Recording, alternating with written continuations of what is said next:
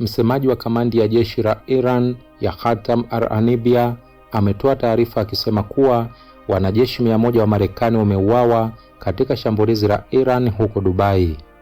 Taarifa hiyo iliyotolewa na msemaji wa kamandi ya majeshi ya Iran ya Khatam al-Anibia imesema kituo cha mkusanyiko wa wanajeshi magaidi wa Marekani katika mji wa Dubai katika Umoja wa Falme za Kiarabu UAE kilikuwa na wanajeshi 160.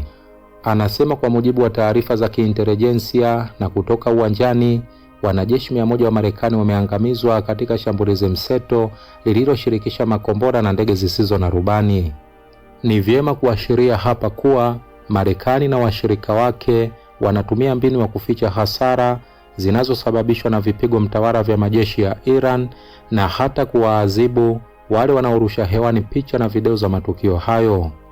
Katika muktadha huo, polisi ya Dubai imetahadharisha kuwa wale wote wanaochukua picha na video za milipuko ya mashambulizi ya makombora ya Iran kujibu uchokozi wa Marekani watakabiliwa na adhabu ya faini ya karibu dola 60,000 za Marekani.